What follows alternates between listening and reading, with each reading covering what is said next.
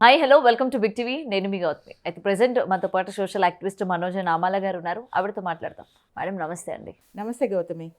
Right, social మీడియాలోని చాలా viral అవుతూ ఉంటాయి. అండ్ రీసెంట్గా కొన్ని వీడియోస్ బాగా వైరల్ అవుతున్నాయి.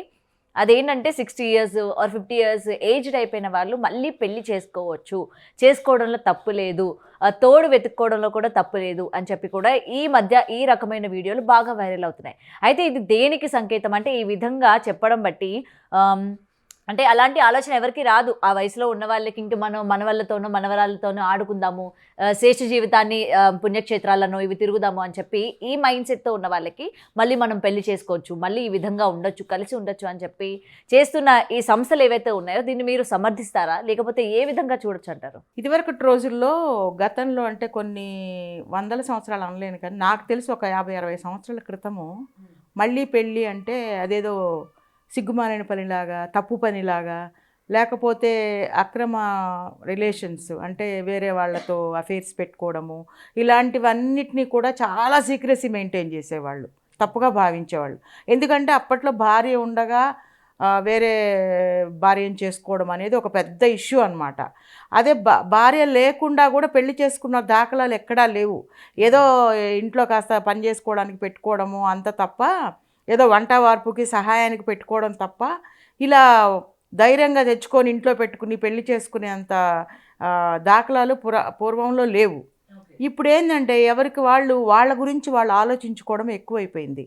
ఎందుకంటే మేమెందుకు అన్ని సౌకర్యాలు ఉండి, అంత డబ్బు ఉండి, సౌకర్యం అంటే నా ఉద్దేశంలో డబ్బు, అంత డబ్బు, ఫైనాన్షియల్గా వెల్ ఆఫ్, పిల్లలు బాగా సెటిల్ చేశాము అంటే మా బాధ్యతలు మేము సక్రమంగా నిర్వర్తించాము, మనవాళ్ళు పుట్టారు, వాళ్ళు ఎక్కడో దేశాలు విదేశాల్లో ఉండొచ్చు, లేకపోతే అదర్ స్టేట్స్లో ఉండొచ్చు, వాళ్ళు కూడా వెల్ ఆఫ్ సెటిల్డ్, వాళ్ళకి ఏది ఇవ్వాలో వాళ్ళకి ఇచ్చేసాము. ఇంకా ఒక ఒంటరి వ్యక్తి ఉన్నాడు అనుకోండి భార్య లేకుండా, నేనెందుకు ఒంటరిగా ఉండాలి, నాకు ఒక తోడు కావాలి, నాకు వండి పెట్టడానికి కావాలి, ఏదో ఒక నీడ్ అండి. నీడ్ అంటే ఆ ఏజ్లో ఏముంటుంది, కనీసం ఒక కష్టం సుఖం చెప్పుకోవడానికి భార్య కావాలి. భార్య చనిపోయింది అనుకోండి ఒక అతనికి, ఖచ్చితంగా ఒక తోడు కోరుకోవడం తప్పు కాదు. ఎందుకంటే పిల్లలు సెటిల్ అయిపోయారు. ఇప్పుడు వాళ్ళేమనుకుంటారు వీళ్ళేమనుకుంటారు అనుకుంటే, ఆయన అనుకుంటాడు నా గురించి ఆలోచించే వాళ్ళు ఎవరు? నిజమే, వీళ్ళంతా ఇప్పుడు చెప్పిన వాళ్ళంతానో పాయింట్అవుట్ చేసే వాళ్ళంతా కూడా ఆయన రిస్క్యూకి రారు కదా. రేపు ఆయనకు అవసరం వచ్చిందంటే పాపం పెళ్ళాం లేదు, ఎవరు చేస్తారు సాయము, ఆయన దగ్గరికి ఎవరు పోతారు అనుకుంటారు. అదే ఆయన ఇంకొక నిర్ణయం తీసుకొని ఒక సహచరిణిని, ఆమె కూడా బాధ్యతలు లేకుండా ఒక భర్త చనిపోయి లేకపోతే హస్బెండ్ నుంచి వదిలేయబడి ఒంటరిగా ఉన్న ఆమె అయితేనే కరెక్ట్ ఉంటుంది. అలాంటి ఆమెను తెచ్చుకున్నాడు అనుకోండి, ఎవరికి అభ్యంతరం ఉండదు. ఎందుకంటే అభ్యంతరం పెట్టాల్సిన అవసరం లేదు. ఎందుకంటే ఆయన బేసిక్ నీడ్స్ ఉంటాయి. ఇప్పుడు ఇవాళ రేపట్లో చాలామందికి దాదాపు 80% షుగరు బీపీలు కామన్ అయిపోయింది. ఇప్పుడు జబ్బులు అనేవి ఇంట్లో డబ్బున్నా లేకపోయినా, లేకపోతే ఇంట్లో ఏమున్నా లేకపోయినా ఒక నలుగురు ఉన్నారనుకోండి ఇంట్లో, కనీసం మినిమం ఇద్దరికి షుగరు బీపీ థైరాయిడ్ ఇవన్నీ కామన్గా ఉంటున్నాయి. కొలెస్ట్రాల్ ఇవన్నీ కూడా ఆస్తులన్నా ఉండవు కానీ ఇవి మాత్రం ఖచ్చితంగా ఉంటున్నాయి. అంటే ఏజ్తో సంబంధం లేదు ఇక్కడ. అలాంటి పరిస్థితుల్లో ఒక సడన్గా ఏదైనా ప్రాబ్లం రావచ్చు, సడన్గా ఏదైనా గుండె నొప్పి రావచ్చు, కడుపు నొప్పి రావచ్చు. ఏజ్ ఇప్పుడు 50-60 అనుకోండి, అసలు ఏజ్తో సంబంధం లేదు కదా, ఎప్పుడు పడితే అప్పుడు ఏదో జరుగుతుంది. భార్య ఉంటే భార్య అన్నీ చూసుకుంటుంది భర్తకి. భార్య లేని భర్త యొక్క జీవితం ఎంత భయంకరంగా ఉంటుంది అనేది అనుభవించిన వాళ్ళకే తెలుస్తుంది. అలాంటప్పుడు ఒక తోడు అనేది ఉండాలి. నాకు డబ్బు ఉంది, నా పిల్లలంతా సెటిల్ అయిపోయినారు, ఎక్కడెక్కడ దూరంలో ఉన్నారు, నేను ఒక మగవాడిని, నాకు ఒక తోడు కావాలి, వండి పెట్టడానికి కావచ్చు, ఏదైనా బాగాలేనప్పుడు చూసుకోవడానికి కావచ్చు, మంచి చెడు ఏదన్నా కానివ్వండి. ఆవిడ పెయిడ్ సర్వెంట్ అనడానికి లేదు. ఆమెకు కూడా వైఫ్కి ఇచ్చేంత ప్రాధాన్యత తనకు ఉన్న దాంట్లో ఆమెకు కూడా ఏమైనా ఇవ్వడం జరుగుతుంది. ఆమెకు బాగలేకపోయినా ఈయన కూడా చూసుకుంటాడు. ఇక్కడ వయసా వరుస కదా, మ్యూచువల్. ఇప్పుడు తెచ్చుకుంటున్నాడంటే కేవలం ఈయన అవసరానికి తెచ్చుకున్నా కూడా ఆమెకు అవసరం ఉన్నా కూడా ఈయన చూసుకుంటాడు. వయసా వరుస ఇద్దరు ఒకరికొకళ్ళు తోడు నీడ ఆదరణ కోసం అనేది ఆ నిర్ణయం తీసుకోవడం అనేది తప్పేం కాదు. అయితే పిల్లలు అభ్యంతరం చెప్తారా అంటే వాళ్ళు కూడా ఆలోచించాలి.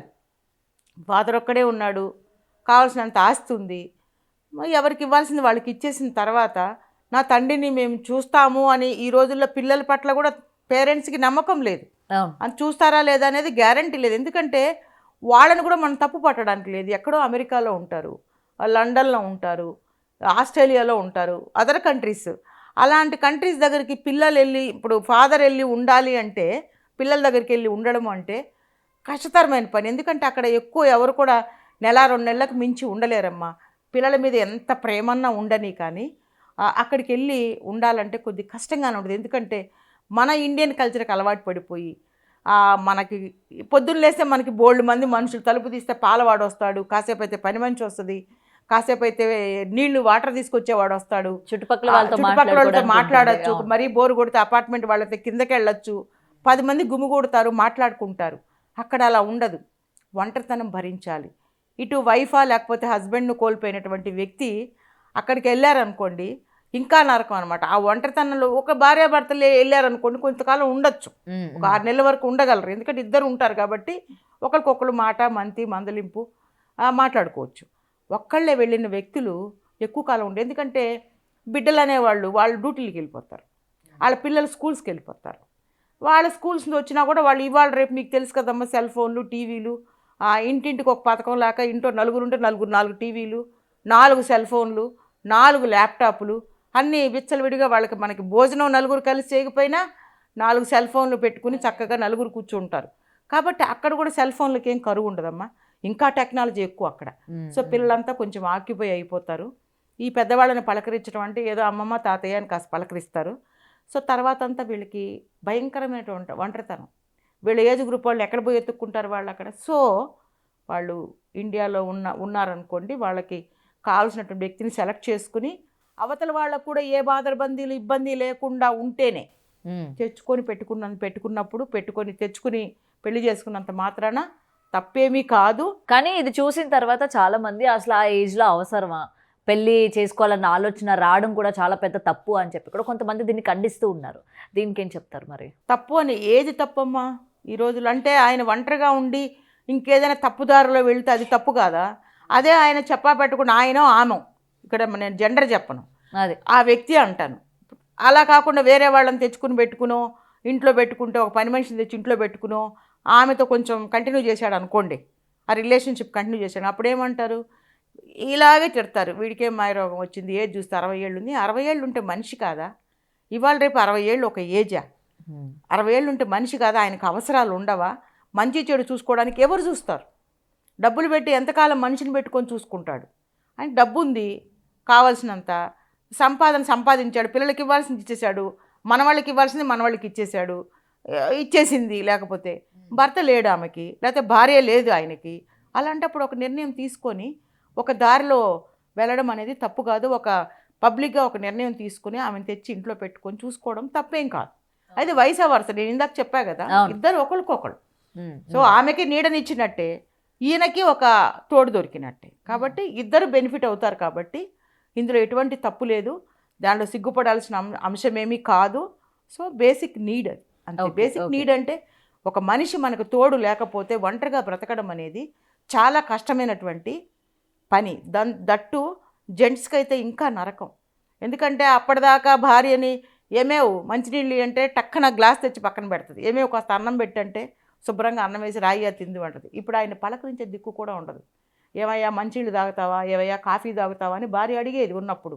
ఇప్పుడు ఎవ్వరు పలకరించే దిక్కు లేకుండా ఒంటరిగా, అంత డబ్బున్నా కూడా ఒంటరిగా బ్రతకడం అనేది చాలా కష్టతరమైనటువంటి పని. కాబట్టి ఒక నిర్ణయం తీసుకోవడంలో తప్పు లేదనేది నా భావన. సో అంటే ఏంటంటే ఇటు పిల్లలు చూసుకోకపోవడం కావచ్చు, లేకపోతే పరిస్థితుల ప్రభావం కావచ్చు, ఈ విధంగా మారుతున్నారంటే ఈ మధ్యకాలంలో ఇది బాగా ఎక్కువైంది మేడం. ఇలాంటి సంస్థలు కూడా వాళ్ళ గురించి ఆలోచించి ముందుకొచ్చి ఇప్పుడు మనకి మ్యాట్రిమోనీస్ చూస్తూ ఉంటాం, యంగ్ అబ్బాయి అమ్మాయికి పెళ్ళిళ్ళు కుదిర్చే మ్యాట్రిమోనీస్. ఇప్పుడు వీళ్ళకి కూడా కుదిర్చడానికి మ్యాట్రిమోనీస్ అనేవి సిద్ధమైపోయాయి. వెరీ గుడ్ డెసిషన్ అమ్మా. ఎందుకంటే అంత ఇనిషియేటివ్ తీసుకునే వాళ్ళు ఇవాళ రేపు ఎవరు లేరు. అవును. సో అమ్మాయిలకు పెళ్ళిళ్ళు చేయడానికి మ్యాట్రిమోనీస్ ఉన్నాయి, కానీ అందులో రిస్క్ ఉంటుంది. ఇంకా ఏ పెళ్ళి సక్సెస్ అవుద్దా, ఏ పెళ్ళి, ఇందులో ఏం ఉండదు. ఎందుకంటే వాళ్ళకి ఆల్రెడీ మెచ్యూర్డ్ పిల్లలు, బాధ్యతలు లేవు, ఎవరికి వాళ్ళు సెటిల్ అయినటువంటి కుటుంబాలే ఉంటాయి ఎక్కువ.